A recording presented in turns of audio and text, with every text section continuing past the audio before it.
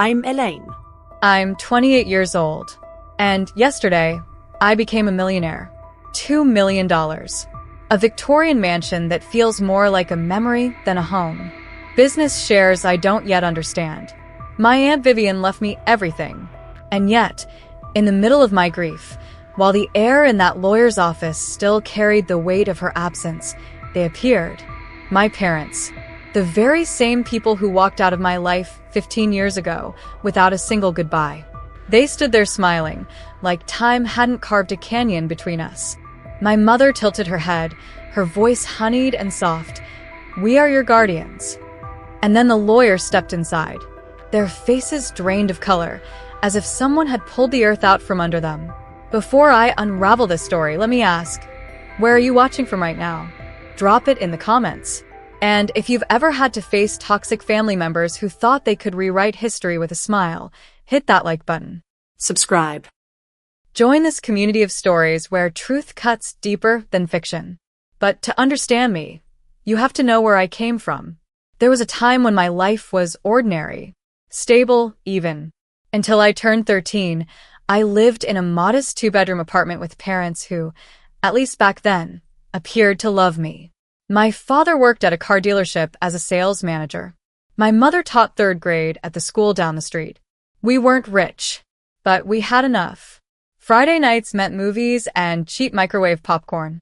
Summers meant camping trips in a battered old tent that smelled of pine and damp earth.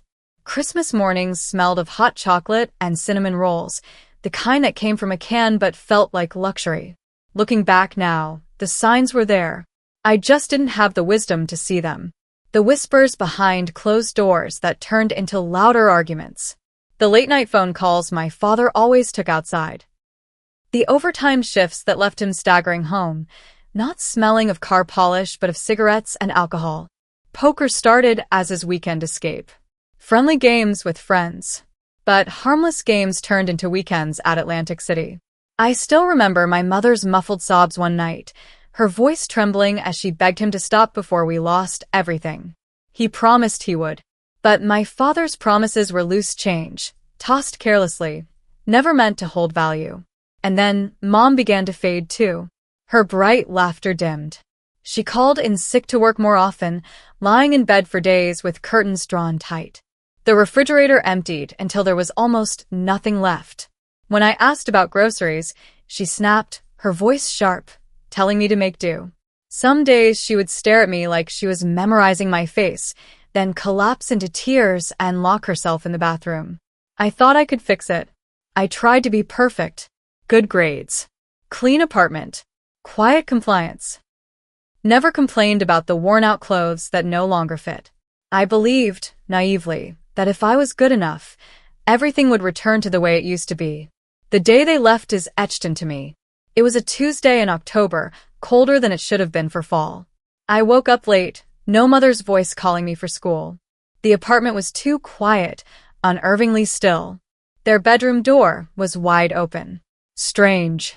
Mom always kept it shut during her bad days. The closet was half empty, hangers swaying in the draft. Drawers yanked open, only a few socks left behind. On the kitchen counter, a single sheet of paper. 16 words, written in my mother's hand. "Elaine, we cannot do this anymore. Your Aunt Vivien will take care of you. We are sorry." Just like that. 13 years reduced to a line and a half. I called my mother's phone over and over, each unanswered ring tightening my chest until it hurt to breathe. My father's number had already been disconnected. I searched through drawers, old notebooks, anything that could give me answers. Nothing. I barely knew Aunt Vivien. She was my father's older sister. Stern. Businesslike. Distant. Twice in my life, I had met her. Twice. She had never married, never had children, and, according to my parents, never approved of their choices. I didn't even know if she was aware of what they had done. That night, I stayed alone, terrified to tell anyone. What if they sent me to foster care? What if my parents came back and I wasn't there? I lived on dry cereal, cried myself to sleep on the couch with the phone beside me, waiting for a call that would never come. Day 2, the landlord knocked. His eyes narrowed when I explained my parents were away. He muttered about rent and calling social services. Day 3, I broke. I called my school counselor. Within hours, Child Protective Services were at my door. The social worker, Miss Dawson, had a voice like warm blankets on a winter night. Gentle, steady, kind. She made phone calls, pulled strings, and somehow, she found Aunt Vivien. I still hear her words through the receiver. Your niece has been abandoned. The alternatives are foster care or a pause. I understand it's sudden, but she has no one else. Another pause. Tomorrow morning would be best. She cannot stay in the apartment alone another night. The next day, Aunt Vivien arrived. A black car gleaming in the cracked pavement of our neighborhood. She stepped out in a charcoal gray suit, pearls at her throat, her silver-streaked hair pulled tight. Her face carried no joy, no pity, only a stern resolve, as if duty had dragged her there. Pack what you can carry, she said. Her voice clipped, efficient, but not unkind. The social workers filled out papers while I stuffed clothes into a single suitcase and slid photo albums and books into my backpack. I left behind the glow-in-the-dark stars on my ceiling, the ones I'd whispered wishes to as a child. The drive to her house lasted 3 hours. She hardly spoke, except to ask if I was hungry or if I needed to stop. I sat in silence, clutching my bag, staring out at a future I couldn't imagine. I pressed my forehead against the cool glass, staring out the car window as everything I knew slipped into the distance. My world reduced to a shrinking blur in the rear-view mirror. The process of making Aunt Vivien my legal guardian was long, messy, and exhausting. Courtrooms with echoing ceilings. Judges whose questions made me feel small. Endless forms, psychological evaluations, more social workers than I could keep track of. Through it all, Aunt Vivien never flinched. She wasn't tender, not the type to wrap me in hugs or murmur reassurances. But she stood firm. She hired sharp lawyers, kept her promises, and never once hinted at sending me away, even when the hearings dragged on for months. My parents never came. Not once. The court tried to track them down, to serve papers, to formally sever their parental rights. But they had vanished so completely, it was as if they'd never existed. No return addresses. No forwarding numbers. Just gone. The abandonment cut deep. Therapy dulled the pain, but it never erased the wound.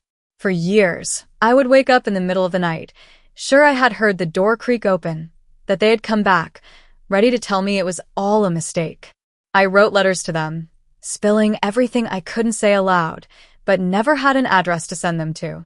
In crowded malls, I searched faces, convinced I caught glimpses of my mother's profile, the slope of my father's shoulders. Hope stalked me like a shadow I couldn't shake. Dr. Freeman, the therapist Aunt Vivien found for me, tried to ground me. Adults make adult choices for adult problems, she would tell me gently. Children blame themselves because it gives them control. If it's your fault, then maybe you could fix it. But Elaine, this was never yours to fix. The logic was solid, but my heart refused to hear it. Time wore down my desperate search. By 18, I no longer turned my head every time someone called my name in a crowd. By 20, I stopped drafting imaginary reunions in my journal. By 25, I finally accepted the truth. The people who had once been my parents were gone forever. Through all of it, Aunt Vivien remained. Not warm, not affectionate, but solid as stone. She never broke a promise, never missed an appointment, never failed to provide. It wasn't the love I had lost, but it was something real, dependable, unshakable. Moving into her house felt like stepping onto another planet. The mansion rose from 2 manicured acres, ringed by a wrought iron fence that seemed designed to keep the world out. My bedroom was larger than our entire old apartment. Velvet curtains blocked the morning sun. An antique 4-poster bed loomed like it belonged in some period drama. But with privilege came rules. Dozens of them. Breakfast at 7 sharp. Beds made before school. No shoes on the polished hardwood. Piano practice, 1 hour daily, talent irrelevant. Homework done at the desk, never on the couch, never sprawled across the bed. Dinner conversation had requirements too. One current event, one personal achievement. Weeknights, no television. I broke every rule that first month. Testing her. Pushing boundaries. Part of me hoping she'd give up on me before I had to relive the pain of being abandoned again. But Aunt Vivien didn't flinch. No dramatic punishments. No threats to ship me away. Just logical consequences. Missed breakfast? No second chance.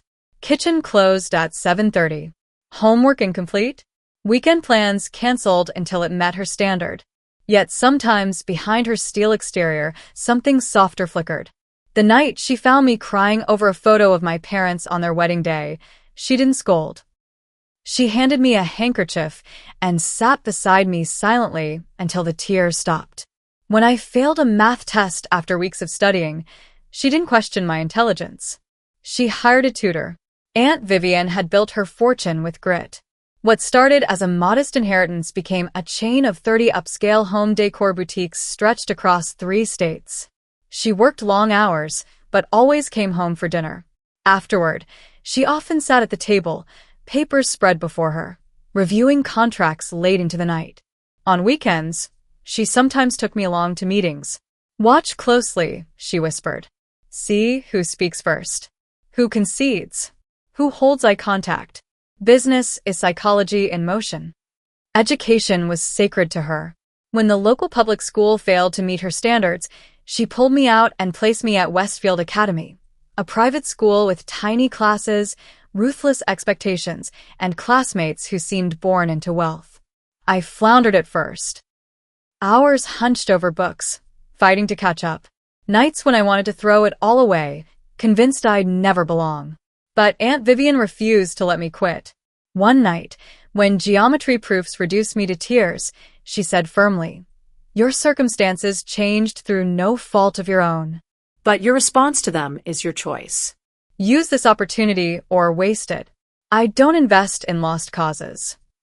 It wasn't the comfort I wanted, but her bluntness steadied me. I found a peer tutor, started study groups. Little by little, the fog lifted. By junior year, my name appeared on the honor roll.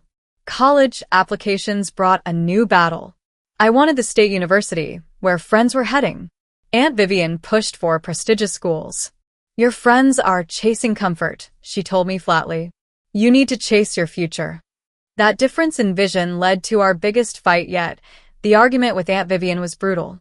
Years of tension compressed into sharp words flung across the dinner table. "You're trying to control my life," I snapped, voice trembling with anger and something more dangerous, fear. Her eyes narrowed, her tone calm but unyielding. "You're wasting potential because you're too afraid to leave your comfort zone. I never asked to be your project." My voice cracked, louder than I intended. "And I never asked to be your guardian," she replied coolly, not raising her voice, not blinking. "Yet here we are. I am trying to give you choices your parents never had." Silence swallowed the room. Her words cut deeper than any punishment. Then, for the first time, she lowered her armor. She told me about my father. "He was brilliant," she whispered, softer than I'd ever heard her. "He could solve math problems in his head like puzzles. But our parents couldn't afford college. He worked at a gas station while I went on a scholarship. He resented me for that. Gambling became his shortcut, a quick way to chase what education had denied him.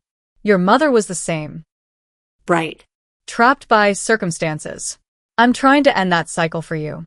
It was the first time she'd spoken of my parents without scorn. A window opened, just a crack, giving me a glimpse into who they had been before the ruin. For the first time, I understood why her determination felt so merciless, because it wasn't just about me. It was about rewriting a family story. I applied to 7 schools. Got into 5. Chose Northwestern. Business and marketing. Aunt Vivien paid every cent, never once making me feel the weight of the tuition, though I knew it was heavy. College was a different kind of battlefield. New freedoms. New challenges. I found myself in clubs I'd never known existed, making friends from backgrounds I couldn't have imagined. Somewhere between late-night study sessions and design workshops, I discovered a talent for marketing, how strategy and creativity could blend into something powerful. Summers, I worked in Aunt Vivien's company. She had me everywhere. Stockrooms, vendor meetings, marketing pitches. See how people negotiate, she would instruct. Notice who blinks first. Business is human psychology. Our relationship shifted during those years. The physical distance softened the emotional walls. Our Sunday calls grew warmer. Laughter even slipped in now and then. When I graduated with honors, her pride shone through her eyes. Her public gesture was minimal, a handshake, a nod, but it was enough. It meant everything. I moved back into her home, stepping into the role of marketing director. We became two women under the same roof, independent, stubborn, bound not by blood, but by something stronger. We shared occasional meals, worked late nights in silence, sometimes even enjoyed each other's company. I dated here and there, but Aunt Vivien's disapproval always lingered like a shadow. Don't let distractions derail your future, she'd say. And then came the earthquake. 2 years ago, Aunt Vivien was diagnosed with pancreatic cancer. The prognosis was grim from the start. She faced it like she faced everything else: discipline, order, control. We all die, she told me when I broke down, my face buried in my hands. The only question is when, and how we choose to use the time before that happens. She kept working until she couldn't, handing me more responsibility as her strength faded. Our roles reversed quietly. I became the one keeping schedules, managing medications, arranging doctor visits. And in those final months, the iron in her voice softened. One evening, as I helped her into bed, she gripped my hand tightly. Her whisper shook me more than any lecture ever had. You were the daughter I never let myself have. Taking you in was the best decision of my life. 8 months after the diagnosis, she slipped away in her sleep. Peaceful, quiet, final. Her funeral was small: business associates, distant relatives. I stood by the graveside, numb, realizing she had become my true parent in every way that mattered. Grief hollowed me out. The house felt too large, too empty. I caught myself listening for her footsteps, saving articles I thought she'd like, only to remember she was gone. But the business didn't wait. I kept it alive the way she had taught me: practical action over empty sentiment. Carrying her legacy was how I survived. 3 weeks later, a letter arrived from Harold Thompson, Vivien's attorney of 30 years. The will reading was set for Tuesday, 10 a.m., at his downtown office. The letter said all interested parties would attend. I assumed it meant me, maybe some executives, maybe charities she had supported. Thompson was distinguished, a man carved out of oak and time. 70s. Silver hair. Wire-rimmed glasses he peered over like he was weighing your soul. His office smelled of leather and old paper, the wood panels dark, the massive desk scarred with history. I arrived early, in a navy suit Aunt Vivien would have approved of. Thompson greeted me, offered condolences, then mentioned we were waiting on others. I sat down, flipping through a business magazine, the words a blur. The door opened. I looked up, expecting one of Vivien's executives. Time froze. It wasn't an executive. It was them. My parents. My father, so changed. Hair once thick and dark, now thin to gray. Deep lines carved down his face. His shoulders bent, as if carrying years of weight no one else could see. He had gained 50 pounds, maybe more. His body was soft, unrecognizable. And my mother. She looked even more altered. My mother was almost unrecognizable. Her blonde hair had been hacked into a severe cut that hardened her already angular face. Her skin looked thin, stretched, almost brittle. Dark shadows pooled beneath her eyes. When she smiled, it was the kind of smile that never reached the soul. Her dress was outdated, at least 10 years past its prime. She clutched her purse so tightly her knuckles blanched white, as though letting go meant losing everything. Elaine. My father's voice was rough, gravelly, broken down by years I hadn't witnessed. Look at you. All grown up. My body moved before my mind caught up, legs trembling as I stood. They stepped closer. My mother reached for me. I froze. Her arms wrapped around me, but I remained stiff, my body refusing to remember the comfort it once craved. Her perfume lingered, once familiar, now foreign, almost hostile. "We've been trying to find you," she said, pulling back to study me like I was a stranger she half recognized. "You look so much like Vivien. So sophisticated. How did you even know about today?" My voice came out hollow, unsteady. "How did you know?" "The obituary," my father admitted. His attempt at a smile collapsed into something heavy with regret. "We've been keeping tabs from a distance. We always knew you were with Vivien." Of course they knew. They'd known all along. And yet 15 years of silence. No phone calls. No letters. No explanation. Just absence. My stomach flipped. The air in the room seemed to tilt. "Please sit," Mr. Thompson interjected gently, gesturing toward the polished leather chairs. "We have one more person joining us." The door opened and Mrs. Bentley entered. Vivien's housekeeper of 2 decades. She had always been kind in her quiet, disciplined way. She nodded at me, sympathy softening her usually reserved expression, and deliberately took a seat far from my parents. We waited. My parents filled the silence with small talk that felt grotesque. "We live in Arizona now," my mother offered, forcing a smile. "The weather helps with your father's arthritis." "I manage a convenience store," my father added. "Not glamorous, but steady work." I nodded without hearing. Words rose and fell around me like static. Inside, my emotions clashed violently. Anger, confusion, grief, and a dangerous flicker of longing that I despised myself for feeling. Finally, Thompson cleared his throat, adjusting his glasses. "We are here to execute the last will and testament of Vivien Eleanor Hughes," he began. My parents leaned forward ever so slightly. It was subtle, but in that moment the truth seared into me. They weren't here for me. They were here for money. Thompson continued, his voice precise. "To my niece, Elaine Margaret Winters, I leave the entirety of my estate." And then came the avalanche, her home at Lakeview Drive, with its manicured grounds and antiques. Her full ownership of Hughes Home Collections, $12 million worth. Every bank account, every investment, $2 million in liquid assets, Jewelry. artwork, Cars. intellectual property, everything.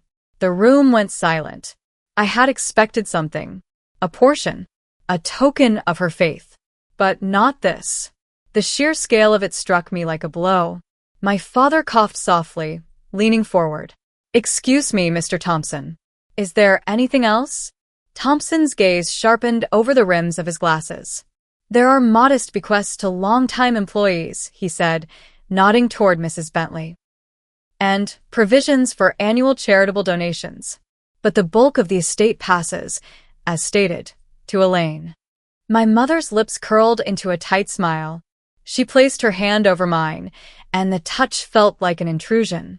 "This is quite a responsibility for someone so young," she murmured. "Fortunately, as her parents, we're in a position to help." Her words made my skin crawl. "Legally speaking," my father added, forcing a casual tone that fooled no one, "since Elaine was still a minor when Vivien took her in, and our rights were never formally terminated, we remain her guardians. We'd be happy to oversee her inheritance until she has more experience." The panic hit like ice water in my veins. My breath caught. My chest tightened. After 15 years of abandonment, they wanted control. Not of me, but of what Vivien had left me. I opened my mouth, but Thompson spoke first, his tone firm, almost protective. "There appears to be some confusion regarding legal status. I'll prepare the relevant documentation. Why don't we reconvene tomorrow at 2 o'clock? My parents exchanged a look. My father nodded. "That's fine. We're at the Westmont Hotel. Perhaps we could have lunch before then, Elaine? Catch up properly." Before I could answer, Thompson rose, his presence commanding. "If you'll excuse us, I need a few private moments with Elaine regarding her immediate responsibilities." Reluctant, My parents gathered their coats. My mother leaned in for another embrace I couldn't return. We have so much to talk about, sweetheart. My father pressed a business card into my hand. Their cell numbers were scrawled on the back. Call anytime, day or night.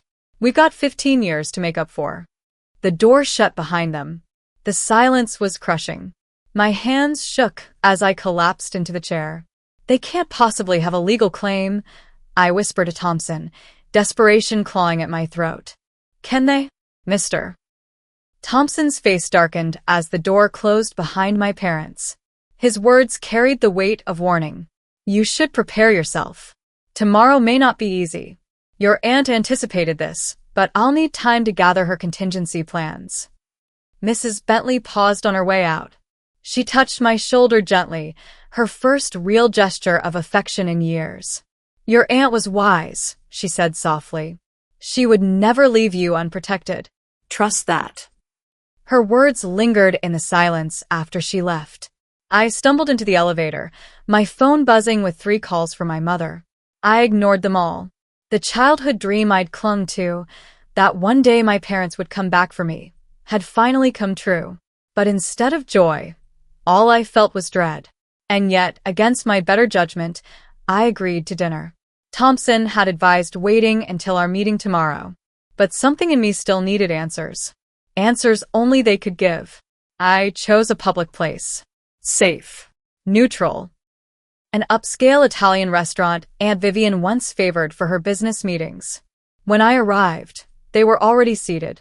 My father stood quickly, pulling out my chair with exaggerated courtesy. My mother had reapplied her makeup, styled her hair. For a flicker of a second, I saw the woman from my childhood. We ordered a Pinot Noir, my father said brightly. Your mother always loved it. I don't drink wine, I replied, asking the waiter for water. A small boundary, maybe, but to me, it mattered. It said, I am not the child you left behind. The first 20 minutes dragged with shallow small talk. Questions about school, my job, my friends. I answered in clipped sentences, watching their faces closely, searching for any trace of the parents I once adored. Finally, my mother leaned in, her voice trembling. We owe you an explanation. She reached for my hand. I wrapped mine tighter around the water glass. What we did was wrong. We know that. My father cleared his throat. We were drowning. I had gambling debts. People were threatening us. Your mother was deep in depression. We convinced ourselves you'd be better off with Vivien. She had money. Stability, my mother added quickly. We had nothing but chaos. I whispered, almost to myself. I didn't want money. I wanted you. Silence. My father lowered his gaze. I got help. I've been clean 8 years. Your mother found the right medication. We built something steady. Modest, but steady. Tears welled in my mother's eyes. We thought about reaching out so many times, but the shame, the longer we waited, the harder it became. We didn't know how to face you. You said you knew I was with Vivien. How? Another glance passed between them. My father answered. We called social services. 6 months after we left. They told us you were with family, safe. We checked every few years. My stomach twisted. So they hadn't truly checked on me, only enough to soothe their consciences, enough to move on. We've regretted it every day, my mother insisted, a tear sliding down her cheek. Seeing you now, beautiful and successful, it breaks my heart that we missed all those years. The waiter appeared, breaking the moment as he laid steaming plates before us. I welcomed the reprieve. But the pause didn't last. Vivien did right by you, my father said, twirling pasta around his fork. Better than we ever could have. And now, my mother added lightly, she's left you set for life. The house alone must be worth $2 million. And the business, she shook her head, marveling. I've been running the business for years, I said, my tone flat. Of course you have, my father soothed. But there's a difference between helping and carrying it all yourself. The legal issues alone are overwhelming. Not to mention taxes, my mother added smoothly. Estate taxes can destroy fortunes if not handled properly. I studied them both, watching how they volleyed between concern and calculation. A rhythm, an agenda. We could help, my father offered. We've been through hard times, learned painful lessons about money. Lessons that could save you. I met his eyes coldly. That's an interesting pitch from the man who abandoned his family over gambling debts. He flinched, but recovered quickly. That's exactly why I know what not to do. My mother leaned closer, her voice dropping. We have a modest condo in Phoenix. Second mortgage. Medical bills, your father's arthritis isn't covered. It's been hard. The truth slid out at last. What exactly are you asking for? I demanded. They froze, startled by my bluntness. I was no longer a child they could soften with half-truths. We're not asking for anything, my father said quickly, but his eyes betrayed him. We just want to be part of your life again, my mother added softly. Then, almost as an afterthought, of course, if you wanted to help your parents get back on their feet, that would be a blessing. Maybe pay off the mortgage. $70,000 would clear it. And the medical bills. She glanced at my father, another 30. $100,000. I said flatly. That's the price of your redemption? They nodded, desperate. And what about my price? My voice cracked. 15 years of silence. 15 years of therapy. Nightmares that still wake me up in the dark. What number covers that? My mother's tears fell freely now. We know money can't fix the damage. We just want the chance to be a family again. Her words hung between us. And for the first time that night, I felt nothing but the cold clarity of truth that a family that begins with a cash transaction. That was all I could think. My father's face tightened, his voice hardening. You have to understand. We made mistakes, yes. But that fortune? That was ours too. Vivien was my sister. Our parents gave her the seed money for that business. I got nothing. So now you feel entitled to it, I said flatly. Not entitled. He backpedaled quickly. Just included. We're your parents, Elaine. Blood has weight. Blood. The word cut deep. I thought of Aunt Vivien, who had shown me what real love meant, not in words but in actions, in sacrifice, in consistency. I met his stare. You're right. Blood does mean something, but actions mean more. Dinner dragged on in the same rhythm, half manipulation, half suggestion. By dessert, they had casually listed their debts and floated the idea of joining me at the company. With salaries, of course. It was less reunion than negotiation. Outside the restaurant, the night air bit against my skin. My mother clung to me in another forced embrace, her voice a whisper in my ear. Think about what family really means, sweetheart. We all make mistakes. I drove home through a fog of headlights and noise, my mind turning over everything they had said. Parts of their story felt real. I remembered my mother's dark days, my father's long disappearances. But their timing, their rehearsed explanations, their quick turn toward money, it didn't sit right. At home, the answering machine blinked red. A new message. A woman's voice. Miss Winters, this is Sandra Kelly. I worked with your parents at First National Bank 15 years ago. I saw their names in connection with Vivien Hughes's obituary. Please call me before you make any agreements with them. There are things you should know. I froze. Her tone carried urgency, almost warning. That night, sleep never came. I sat hunched over my laptop, scouring guardianship laws until my eyes burned. Everything I read told me their claims were weak. I was long past 18. But then why had Thompson looked so uneasy? What documents was he gathering? At 3 a.m., restless, I found myself wandering into Aunt Vivien's study. The smell of old leather, paper, and polish lingered. Her world, now mine. I pulled open drawers, searching. In one locked compartment I had never touched, I found it. A folder labeled, simply, Winters. My chest tightened. Inside lay a history I had never known. The next day, I walked into Thompson's office carrying that folder like armor. My parents were already there, their faces tense. With them sat a thin man with slicked back hair, his smile as slippery as his tone. Gerald Hoffman. He introduced himself.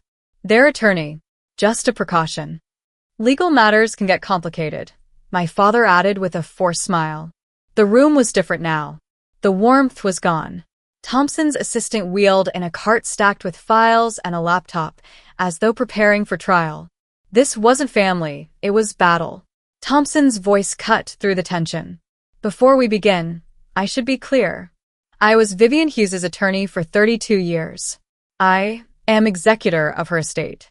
And I am also Elaine's attorney, through provisions made by Miss Hughes. Hoffman leaned forward smoothly. My clients are concerned about their daughter's sudden inheritance. As her legal guardians, they have responsibilities. Thompson adjusted his glasses. Calm. Controlled. That is exactly what we will address today. There is confusion about legal status. Let's walk through the record. He opened a thick file, pulling out documents that looked as heavy as stone. When Elaine came into Vivien's care, temporary guardianship was established through family court. Social services attempted repeated contact with both of you for permanent arrangements. My mother frowned. We were moving, dealing with issues. Indeed, Thompson said. After 6 months of failed contact, the court scheduled a hearing for permanent guardianship. Notices were sent to your last known addresses and published legally. My father shifted, his collar suddenly too tight. We never got any notices. Interesting, Thompson replied. He slid another document across the table. Because someone did appear in court representing you. A man named Louis Barker. He brought signed affidavits, allegedly from both of you, consenting to the guardianship transfer. A silence fell. My parents exchanged a quick, nervous glance before my father spoke. We never signed anything. Those signatures are forged. Thompson didn't flinch. Vivien thought the same. She hired a private investigator. The investigator located you both. He opened another file, thick with photographs and reports. Mr. Winters was documented at multiple Nevada casinos during that time. Mrs. Winters was working as a cocktail waitress. When approached directly about Elaine, you both confirmed your wish to terminate parental responsibilities. The blood drained from my mother's face. My father's jaw locked, his eyes darting between the papers and the floor.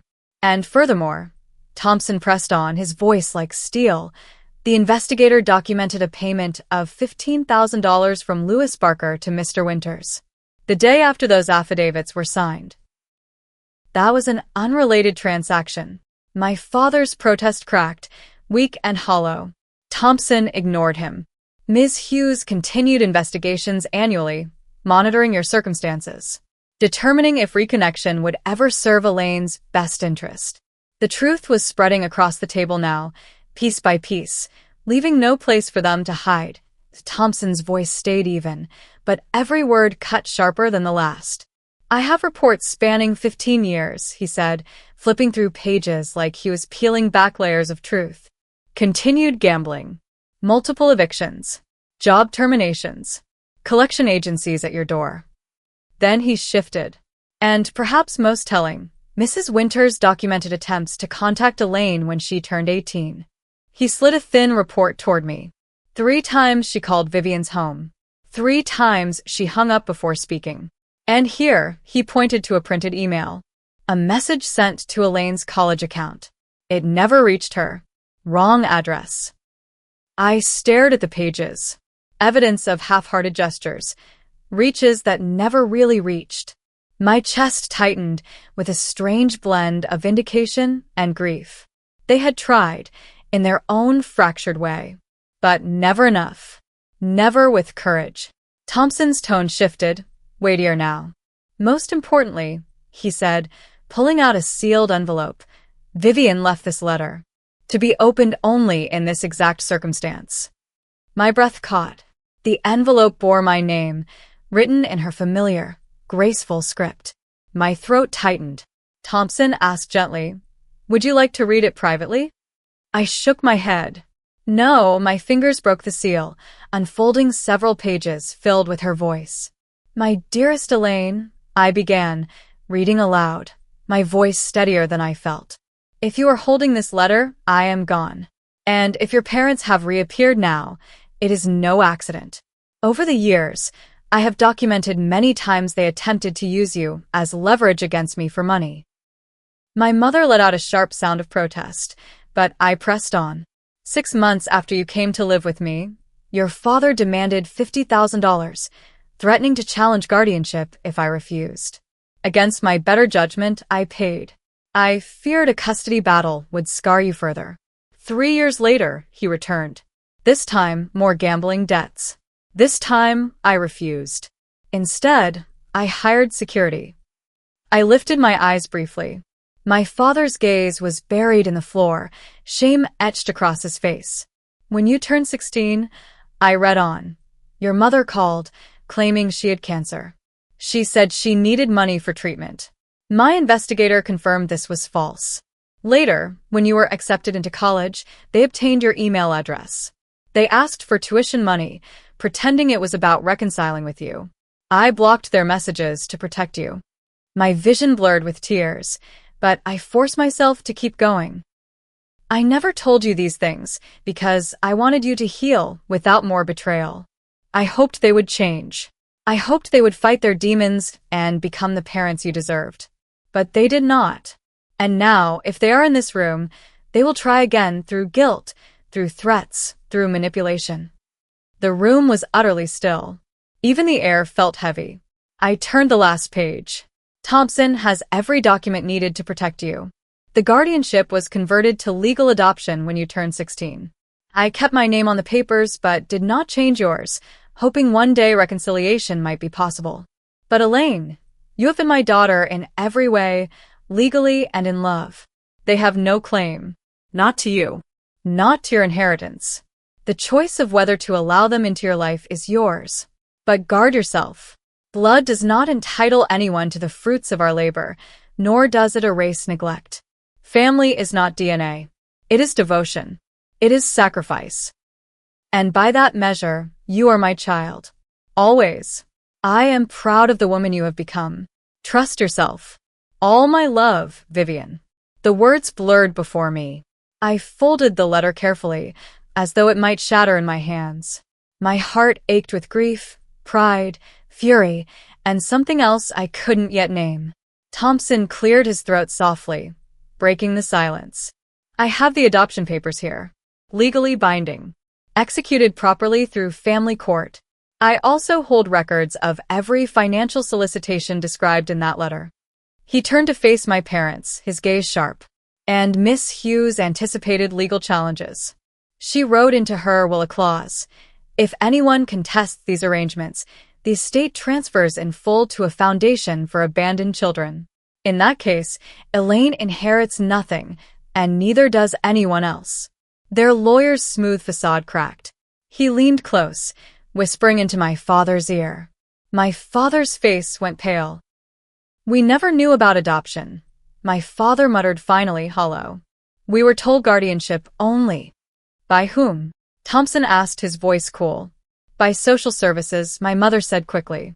All communications are here, Thompson replied, patting a thick folder. Including your signed consent forms. My father's face darkened, anger rushing back in. This is ridiculous. You paid us off and stole our daughter. Thompson glanced up calmly, his tone unshaken. The security cameras in this office are recording.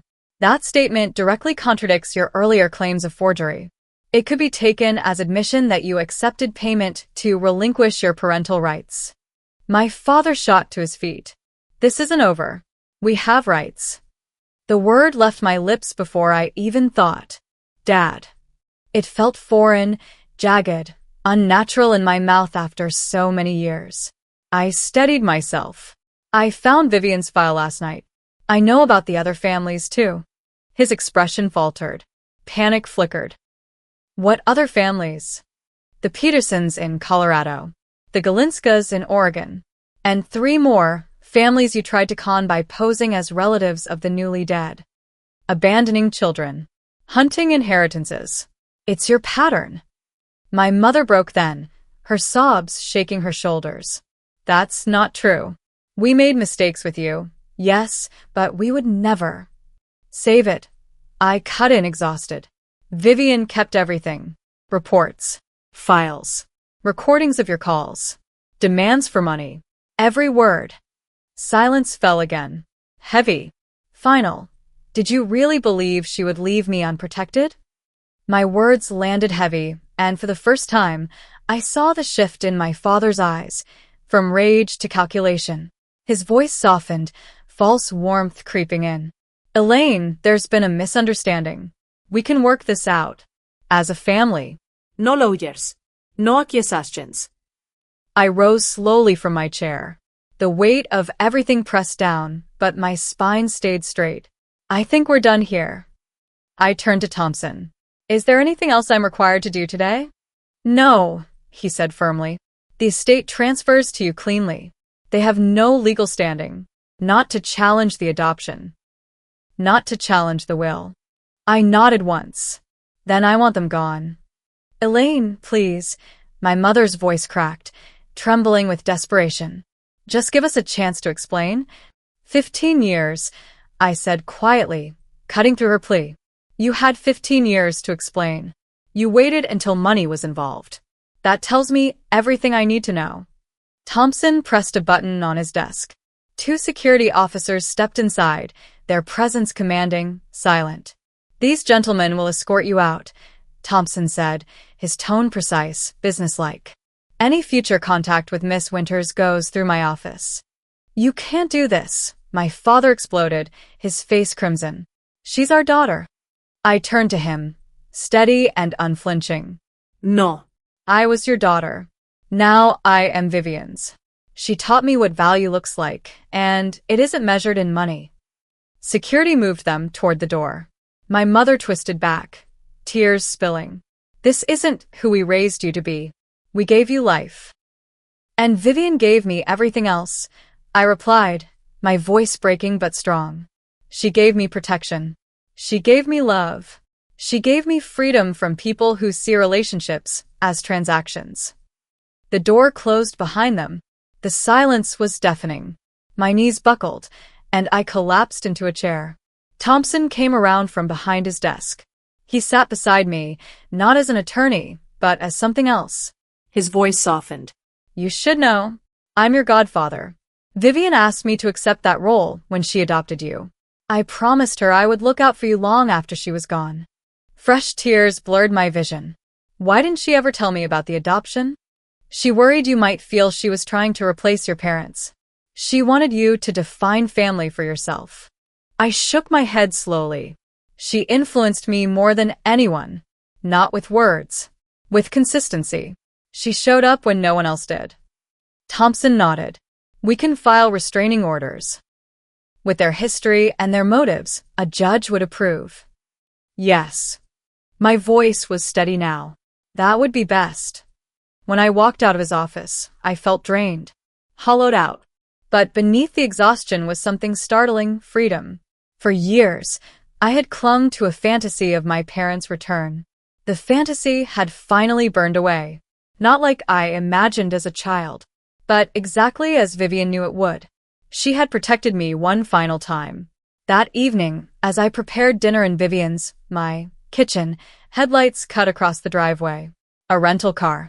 My pulse quickened, but a strange calm anchored me. The restraining order wasn't yet served, but the truth was already mine. I opened the door before their fists could bruise it with ringing. I stayed on the threshold, blocking their entry. You can't be here. A restraining order is being filed. My father's voice erupted, raw and unpolished. We're still your parents. You owe us a conversation without lawyers breathing down your neck. I owe you nothing, I said evenly. But you have 5 minutes. Speak, then leave. Or I call the police. My mother pushed past me into the foyer, her eyes sweeping the space, measuring what could be claimed. We just want to understand why you're being so cold. We made a mistake years ago. A terrible mistake. We're trying to make amends. By attempting to seize my inheritance? My words sliced through her performance. Strange way to apologize. My father stormed in behind her, ignoring my objection. That woman poisoned you against us. Vivien resented me. She used you to hurt me. Vivien saved me, I snapped. She gave me stability. education, self-respect. She showed me that love is proven through actions, not just empty words. We loved you, my mother cried. We were sick. Depression is real. His gambling and addiction. We needed help, not judgment. I was 13, I shouted, my voice cracking at last. I needed parents, not excuses. Do you have any idea what it was like to wake up and find you both gone? To wait by the phone, hoping you'd call? To search the apartment for a note, a clue? Anything? My father's gaze fell. He couldn't meet my eyes. I checked the mailbox every single day for months. I kept thinking maybe, just maybe, you'd send a card, a birthday wish, a Christmas present, anything to show I still mattered. Tears streamed down my mother's face. We thought about you every day. I shook my head. Thoughts without actions are worthless. Vivien never once said she loved me, not once in 15 years. But she showed up. Every appointment, every school play, every nightmare, every application. She built trust with consistency. That's what love looks like. My father tried again, his voice dropping into that familiar salesman's charm. We're here now. We can build a relationship moving forward. Start fresh. Support each other. You're here now because Vivien died wealthy. My words hit like stone. If she had died poor, would you have even bothered? Their silence answered for them. Thompson showed me the reports. I continued. My voice was iron now. You knew where I was. Every year. 15 years. You knew. You chose not to contact me until there was money on the table. That's not fair, my mother protested, clutching her chest as though the accusation cut her. We were ashamed. We didn't know how to face you after what we had done. I studied her trembling hands, her practiced tears. And yet you found courage the very moment you learned about a multi-million-dollar inheritance. My tone was sharp, deliberate. Fascinating timing. My father's face hardened, his mask of civility cracking. You have no idea what we've endured. Years of poverty, scraping by, while my sister lived in luxury. Wealth that should have been shared with her family. Vivien built that wealth herself, I said, each word laced with steel. 16-hour days. Decades of sacrifice. She built an empire from nothing. What exactly did you contribute to deserve a share? I am her brother, he thundered, voice echoing against the walls. And your father? Biology, I said, my voice steady, Vivien's pragmatism flowing through me, is not an entitlement program. You don't abandon your child for 15 years and then show up expecting rewards. My mother crumpled into an antique chair, sobbing with a theatrical flourish. How did you become so cold? This isn't how we raised you. You didn't raise me, I said, the truth cutting clean. You left before the work was done. Vivien finished it. Outside, red and blue lights pulsed against the windows as a patrol car slowed into the driveway. I had asked Thompson to arrange police checks, knowing this moment would come. That will be the police, I told them. You should leave now. My father's eyes burned as he stepped closer. His hand clamped around my arm, his voice dripping with menace. This isn't over. You think you've won, but we can make your life very difficult. We can destroy her reputation. People will hear things about your precious Vivien. I yanked free, my fury rising. Every word you're saying is being recorded. I pointed to the corner of the foyer where a small lens glimmered. Vivien had cameras installed years ago, after your first attempt to extort her. His face drained of color as the realization sank in.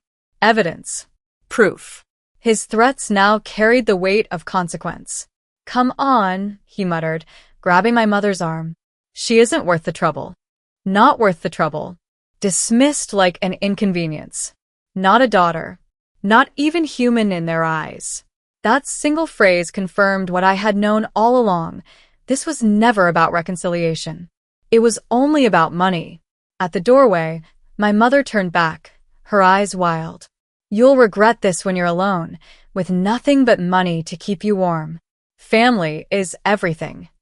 I agree, I said. Vivien was my family. You were biological donors who abandoned your post. She earned the title you forfeited. They stumbled out into the flashing lights. Through the window, I watched the officer stop them in the driveway. The conversation was terse, brief. Then they drove away, swallowed by the night. I sank to the floor, trembling, adrenaline draining from my body.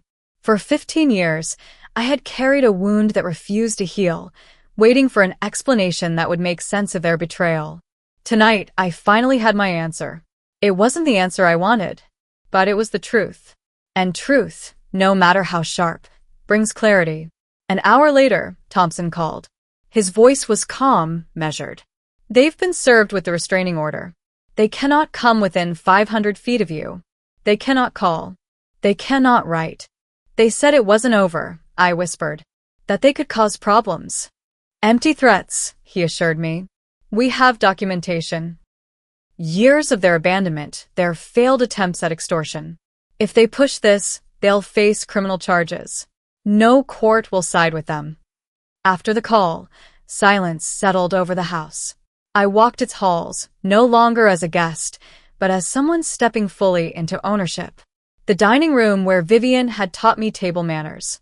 The study where she had shown me how to read contracts and balance ledgers. The garden where we had sat in quiet companionship, coffee steaming between us. Each room whispered her presence, her lessons etched into every corner. For the first time since her death, I entered her bedroom. It smelled faintly of lavender and old books. On the nightstand sat a wooden box I had never noticed before. I opened it with trembling hands. Inside lay the story of my life, carefully preserved by hers. Report cards, class photos, newspaper clippings of academic awards, the program for my college graduation, my name highlighted in ink. Beneath the stack was a sealed envelope with my name written in her familiar handwriting. Unlike the legal letter Thompson had given me, this one was intimate, handwritten. I unfolded it slowly. Elaine, it began. I have never been skilled at expressing emotions. My generation was not encouraged to speak them. But as I face the end of my life, I regret that limitation. So let me say now what should have been said years ago. I love you. Not out of obligation. Not out of duty. I love you because of who you are. Your resilience. Your intelligence. Your capacity for kindness, despite early betrayal. Watching you grow has been my life's greatest joy.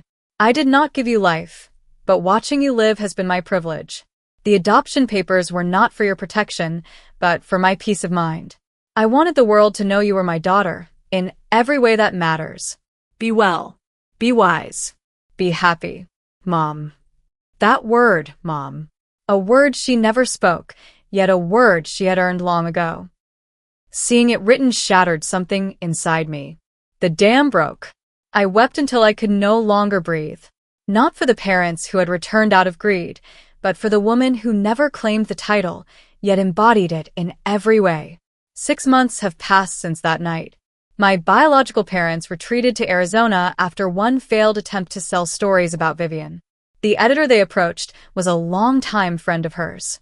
He called Thompson before the ink was dry. Their lies went nowhere. The house feels different now. Not like a shrine. Not like a burden. It feels like mine that I've begun reshaping the house into something that feels like mine. Some rooms carry Vivien's elegance untouched, while others now bear pieces of me, softer colors, new fabrics, photographs I've taken. The formal dining room, where Vivien once hosted long business dinners under the glow of crystal chandeliers, now doubles as my office. Antique mahogany still dominates the space, but beside it hums a bank of monitors, glowing screens that would have made Vivien frown and laugh at the same time. The business continues to grow. I've introduced modern systems Vivien never quite trusted, digital marketing campaigns, online platforms, streamlined inventory management. What once felt like a guarded empire now breathes in rhythm with the world. 2 new stores have opened their doors, buzzing with life. The employees who once looked to Vivien now look to me. Many have told me they see her in my decisions, in my way of leading. It comforts me. It also humbles me. The most meaningful step has been the Vivien Hughes Foundation for Family Reconnection. I carved it out of the inheritance, turning money into mission, We help children who have been left behind, kids who know the sting of abandonment. Therapy. Education. A roof when they age out of foster care. It isn't charity. It's repair. It's the work Vivien did for me multiplied. Through the foundation, I've met others with stories that mirror my own. Some reconcile with their biological families. Others craft chosen families from mentors and friends. Each path is different, but the need is the same: to be seen, to be held, to belong. Therapy has continued, too. My sessions with Dr. Freeman are less about the original wound now, and more about the echoes my parents' return stirred up. She told me something that lingers. Closure doesn't always come the way you expect. The fantasy of reconciliation can sustain us for a time, but reality rarely matches the dream. Growth often comes from accepting what cannot be fixed and building something new. Her words cut sharp, but they also freed me. 3 months ago, a letter arrived from my mother. This one wasn't filled with demands. No mention of money. Just a quiet apology. Regret. Almost human. I haven't answered. I may never. The envelope sits in the drawer of my desk, not destroyed, not embraced, just waiting while I decide what, if anything, I want to do with it. In the meantime, I've drawn closer to people I once overlooked. Mrs. Bentley, Vivien's housekeeper, still comes twice a week. She's begun to share stories, pieces of Vivien from before I entered her life. One day she said, "She was terrified when you first arrived. She told me she had never wanted children. Didn't think she had the temperament. But that first night, I found her at 3 a.m. in the kitchen, reading child development books online. That image, the woman I knew as steel and certainty, secretly panicked, desperately researching how to love me, broke me open. She hadn't sought the responsibility, but she chose it anyway. She did what my biological parents could not. She stayed. She learned. She tried. Thompson has become a steady presence too. The godfather role he once held on paper has deepened into something real. We share dinners, long talks. His formality has softened into warmth. Not long ago, as we reviewed the Foundation's first report, he looked at me and said, "Vivien would be proud, not just of your business acumen, but of your resilience.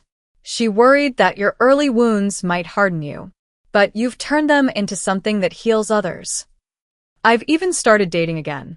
Nothing serious yet, but different this time. My boundaries are clearer. My expectations sharper. Vivien taught me what love looks like. Not words tossed carelessly, but actions repeated daily. Commitment shown, not claimed. The greatest change, though, has been inside me. For 15 years, I carried one question like a stone in my chest. Why did they leave me? That question has lost its power. I see now that their leaving was about their limits, not my worth. What matters more is that Vivien stayed. She made the harder choice. She showed up every day. That was love. That was family. Last weekend, I visited her grave. Black granite. Simple. Dignified, exactly as she wanted.